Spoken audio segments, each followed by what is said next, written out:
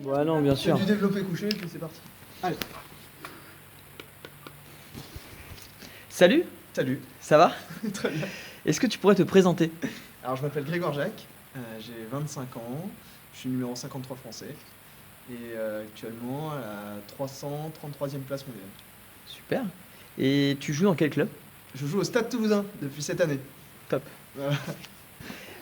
Comment as-tu découvert le tennis? J'ai découvert parce que mon père joue au tennis, il était à moins 2. D'accord. Et du coup, voilà, quand t'es petit, on tapait la balle, même à partir de. Enfin voilà, j'ai tapé mes premières balles avec lui à 3-4 ans, Ok. dans un parc. C'est Voilà, lui donc qui c'est t'a lui qui entraîné? m'a. Non, il m'a pas entraîné, il m'a juste fait découvrir le tennis et découvrir le sport en général aussi. Tu te souviens de ton premier entraîneur? Euh, Non, parce que je devais avoir 5 ans ou Ouais. 6 ans et je dois dire que je me souviens Pas plus, de c'était prénom. dans le sud, Ok. non, j'avais plus du tout de souvenirs. D'accord. Peux-tu nous donner ton meilleur souvenir sur un cours? Meilleur souvenir sur un cours, euh, je rigole parce que c'est à Roland Garros cette année, Ouais. où j'ai fait le deuxième tour en double avec Benjamin Bonzi qui est finaliste du tournoi à Oui. Paris. Oui, Et, on connaît un peu. voilà, vous Tout à fait. connaissez bien. Donc voilà, sûrement mon meilleur souvenir à Roland. Ok. Quel est ton meilleur résultat, ta plus belle performance? Là, je viens de gagner 2 futurs en 25 000 plus âge, donc le plus gros futur qu'il y a. Voilà, j'en ai gagné 2 d'affilée, donc Super. je pense que c'est. Bravo. C'est C'est ton meilleur Voilà, c'est résultat. ma performance. Ok. Est-ce que tu as une anecdote ou un moment insolite à raconter? Une anecdote vraiment insolite. Ouais, je me suis retrouvé 4 heures dans une cellule en Algérie D'accord. à cause d'un problème de visa.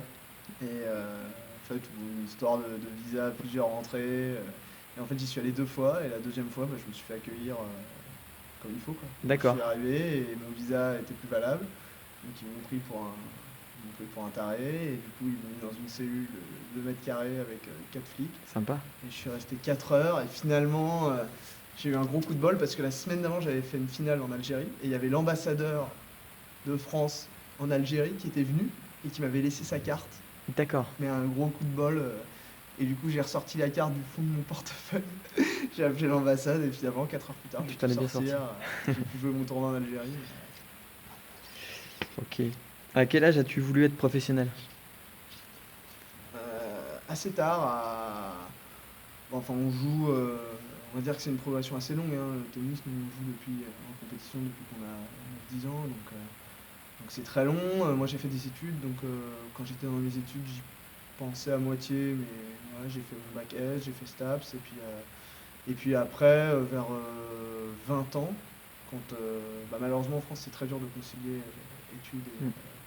et tennis, donc du coup, vers 20 ans, j'ai arrêté mes études et je me suis mis au tennis professionnellement. Ok. Qu'est-ce que tu veux faire quand tu seras plus grand?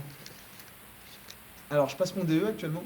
D'accord. Je passe mon DE en formation accélérée à Roland Garros Mhm. avec plein d'autres joueurs qui ont joué sur le circuit. Voilà. Donc, après entraîneur, soit sur le circuit, soit m'occuper d'un club, voilà, mais rester dans le tennis parce Dans que le c'est ma tennis. passion. Et, D'accord. bon, voilà, je me vois difficilement passer ma vie derrière un bureau et voilà, j'aime ça, donc du coup je vais rester dans le tennis, je pense. Ok. Qu'est-ce que tu te dis sur un terrain quand tu es énervé? Que je vais me barrer. Qu'est-ce que je me dis sur un terrain quand je suis énervé? Qu'au pire, si je perds, le lendemain, je suis chez moi. Ok. Voilà. C'est pas mal. Franchement, c'est Ok. vrai, maintenant je me dis ça. Ok. Avant, on essaie de trouver des solutions, mais bon, maintenant que j'ai pris un peu de recul, je me dis simplement que si je perds, voilà, c'est comme C'est pas grave. ça, tu donnes ton max et au pire, le lendemain, t'es chez toi. Ok. C'est un moyen comme un autre, hein. Voilà. Est-ce que tu peux nous raconter ta meilleure blague et ou nous chanter une petite chanson? Et où? Il chante bien, tu chantes bien, il paraît. Non, non, je chante Non? pas bien. Je fais de On la m'a guitare, donné les mais- mauvaises infos alors. Je fais de la guitare, mais je chante pas très bien.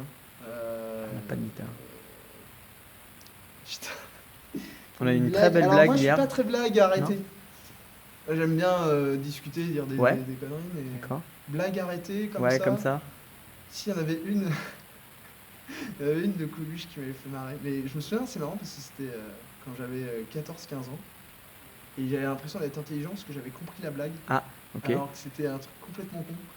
C'était c'est l'histoire d'un mec qui marche sur le bord d'un quai, enfin voilà, sur le bord d'un port avec des bateaux.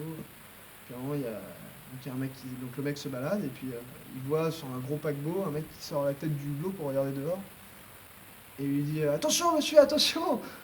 Et l'autre il dit bah qu'est-ce qu'il y a? Il dit vous avez un bateau autour du cou. J'ai trouvé ça J'ai trouvé ça complètement con et ça m'a fait beaucoup rire. Voilà. Elle est très bonne. C'est Elle est tout. très bonne. Voilà. C'est pas mieux. Ok. Bon, bah merci beaucoup. De rien. À bientôt. À bientôt. Salut.